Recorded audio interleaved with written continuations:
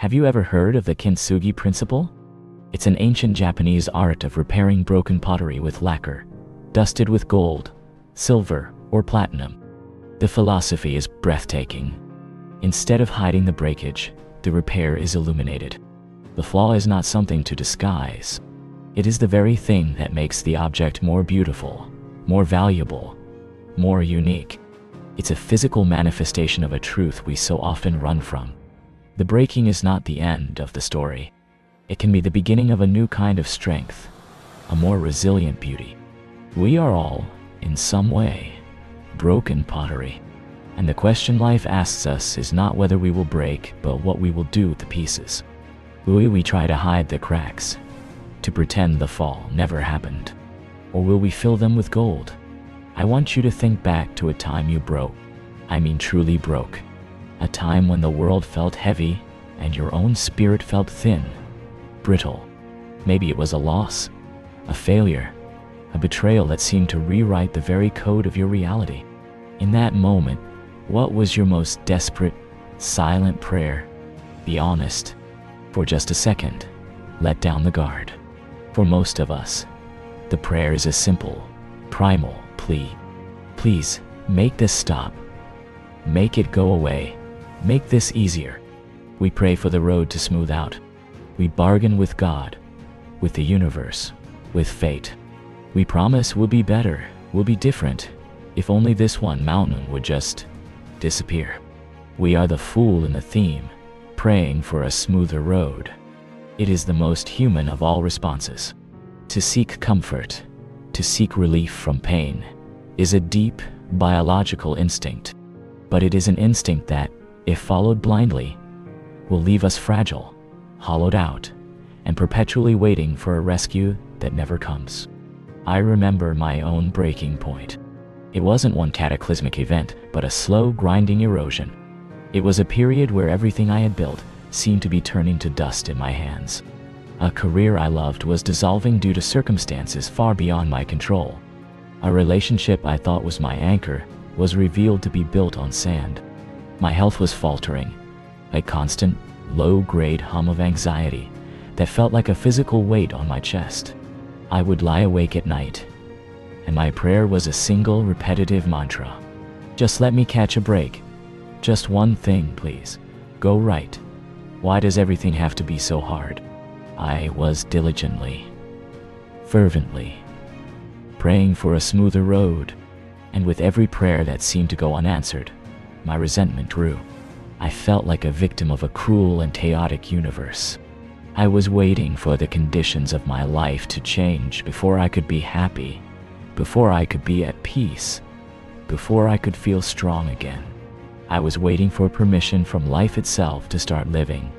This is the division, the great chasm that separates a life of quiet desperation from a life of profound strength. There are two types of people in this world. The first type looks at the rocky path ahead, the steep incline, the storm clouds gathering, and they fall to their knees. Their energy is directed outward. They ask, they beg, they plead for the path to change. Move this mountain, calm this storm, fix this problem. Their entire focus is on manipulating the external world to suit their current, fragile state. This mindset, however understandable, creates victims. It places your power, your agency, your very sense of self, in the hands of circumstance. You become a leaf in the wind, your emotional state dictated by the weather of your life. The second type of person looks at the exact same path, the same mountain, the same storm, and they feel the same fear. Oh, they feel it. Don't ever believe the wise are without fear. The difference is where they direct their gaze. Instead of looking only at the impossible road, they look down at their own legs. They feel the weakness in their own muscles, the shortness of their own breath, and their prayer is different. It is an inward plea. Give me stronger legs. Give me greater endurance. Give me a sturdier heart. This mindset creates warriors. Not warriors in the sense of fighting others, but warriors of the spirit. They understand a fundamental, non-negotiable law of existence. The only thing you can truly command, the only territory you can ever be sovereign of, is yourself. The first person waits for the conditions to change. The second person becomes the change that is required. And here is the hard granite truth that we must all eventually face. Hard roads don't disappear. Life will never, ever run out of obstacles. It is an endless, relentless supplier of challenges. Think about it. Even if by some miracle you solved every single one of your problems today, tomorrow would arrive with a fresh set. A new worry, a new loss, a new uncertainty. The dream of a final permanent state of ease is a mirage. It's a fantasy we sell ourselves to avoid the discomfort of growth. The child thinks that adulthood is the answer, that then they will have freedom and control. The adult knows better. The student thinks that graduation is the finish line. The graduate quickly learns it was just the starting block of a much longer, more complex race. The goal cannot be to reach a mythical land where no problems exist. That land is a desert. It is barren. It is stagnant. The only permanent upgrade, the only true evolution available to you, is not in your environment. It is in your strength. It is the forging of a spirit that can walk any road, climb any mountain, and weather any storm. This is the eternal tension between comfort and growth. Comfort asks for fewer problems. It whispers seductively, just stay here where it's safe. Avoid the conflict. Take the easy way out. Comfort's ultimate goal is the elimination of friction. But growth asks for more capacity. It speaks in a quieter, deeper voice. It says, this is difficult. This is painful. But you can contain it. You can hold more. You can become more. Comfort, in the long run, leaves you fragile. Like a bone never used, it becomes brittle. A life devoid of challenge is a life that has not been tested, and what is untested cannot be trusted. It will shatter at the first real impact. Growth, on the other hand, makes you unbreakable. Not because you never break, but because you learn the art of Kintsugi. You learn how to put yourself back together, and the places where you mend become the strongest, most beautiful parts of you. We have to let go of the deeply ingrained, childish notion that the world owes us smooth ground. It doesn't. The universe is not malicious, but it is indifferent. The ground will stay rocky. The path will, at times, feel profoundly unfair. Injustice exists. Tragedy strikes the good and the wicked with a confounding randomness. You can scream at the sky about the injustice of the rocks on your path, and the rocks will remain. The sky will not answer. The only variable in this entire equation that has any capacity for change is you. Your legs can change. Your discipline, that daily choice to do what is hard but right, is what builds the muscle. Your mindset, the decision to see a challenge not as a stop sign but as a training ground, is what sharpens the mind. Your endurance, the simple, dogged refusal to quit when every fiber of your being is screaming to lie down, is what fortifies the heart. This leads us to the most profound and often misunderstood aspect of this journey: the nature of prayer, of faith, of asking the universe or God for help. For years I thought my prayers were going unanswered. I begged for relief, for a sign, for an intervention. I felt abandoned. It's a feeling that can hollow a person out from the inside. But what if I was listening for the wrong answer? What if I was asking for the wrong thing? The prayers that seem to go unanswered are often the ones being answered in the most profound way possible. Not by removing the burden, but by strengthening your back to carry it. Not by calming the storm, but by teaching you how to build a sturdier ship. Not by lowering the mountain, but by giving you the tools and the resilience to climb it. Think of a parent teaching a child to walk. The child falls. It cries. Its immediate, desperate desire is for the parent to pick it up and carry it forever. But the wise parent does not do that. The wise parent encourages, supports, but allows the child to struggle. They allow the child to feel the frustration, the scrape of the knee, the disorientation of falling. Why? Because they know that carrying the child is not the answer.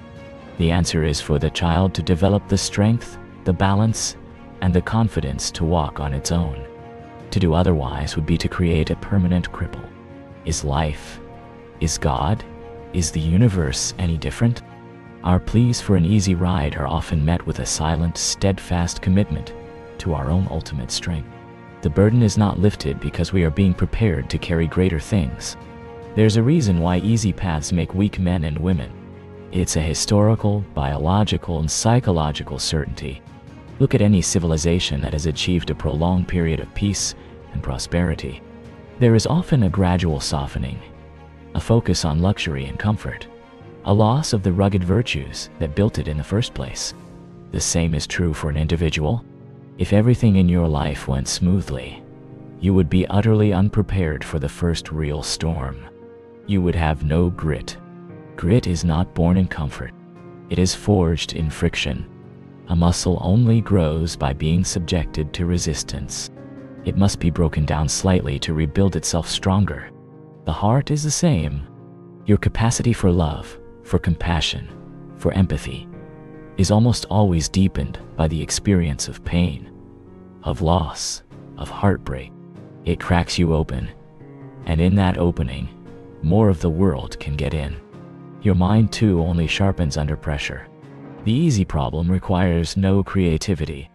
The impossible dilemma forces you to think in ways you never have before.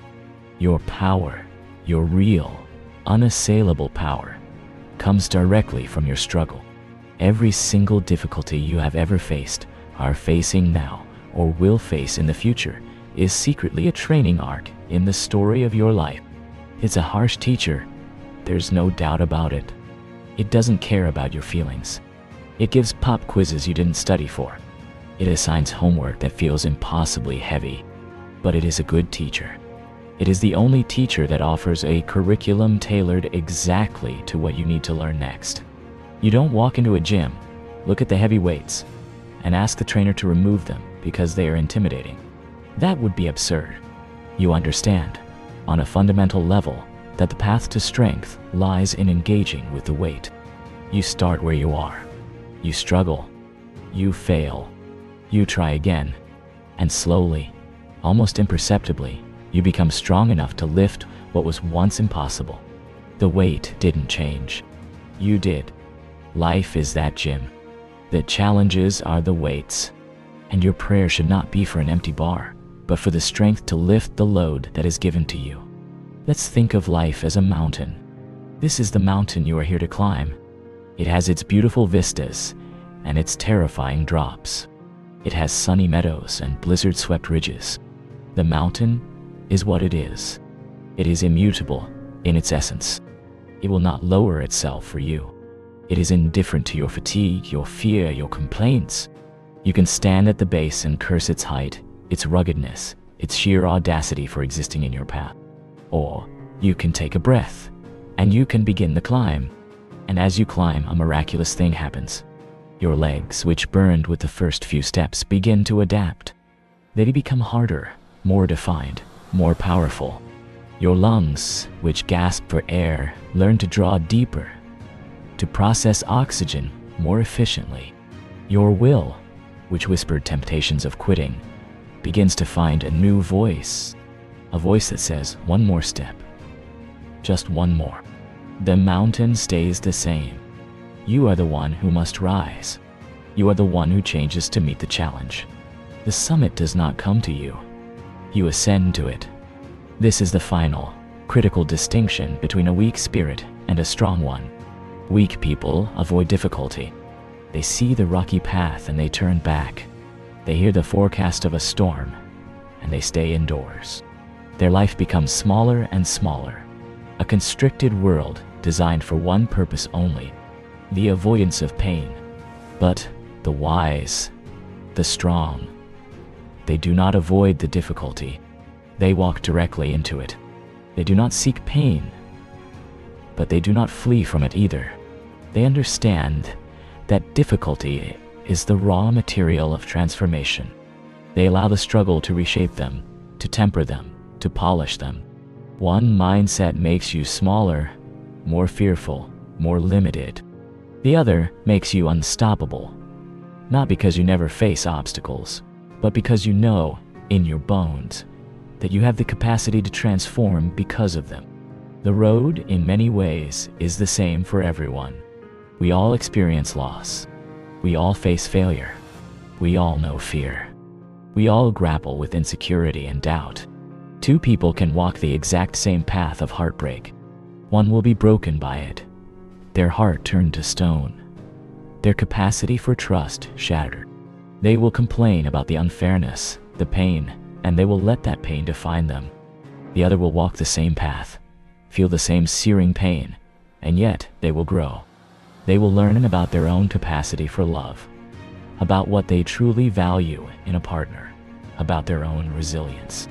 They will emerge not with a harder heart, but with a wiser one, a more open one, because it has known breaking and has chosen to love again anyway. The outcome is not determined by the road. It is determined by the traveler. So where does this leave you right now in this moment? You are on a path. It has rocks. It has hills. Maybe you're in a valley so deep you can't see the sun. I'm not here to tell you to pretend the rocks aren't there. That would be foolish. I am here to invite you to shift your gaze. Just for a moment, look away from the impossible road ahead. Look down. Look at your own legs. Feel the potential strength there, dormant, waiting. What is your prayer now? Is it still for the mountain to move? Or is it for the strength to climb? Your struggle is not a sign that you are off course. It is not evidence of a universe that hates you. It is the curriculum. It is the training. The weight you are carrying right now is not meant to crush you. It is meant to build you. Stop praying for a lighter load. Start praying for a stronger back. The foolish man spends his life searching for the mythical smooth road, and he dies tired, disappointed, and unfulfilled, having never left the starting line because the conditions were never perfect. The wise woman looks at the rocky, glorious, difficult path before her, and she smiles a quiet, determined smile. She tightens her boots. She takes a deep breath, and she begins to walk. She prays not for the journey to be easy, but for her to be equal to it. And with every step, her legs grow stronger. Her spirit grows brighter. The road does not change, but she does. And in that change, she finds not just the strength to endure the journey, but the power to love it, to embrace its every rocky, beautiful, heartbreaking, and magnificent inch. Keep going. Your strongest legs are built on the hardest roads. Don't you dare turn back now.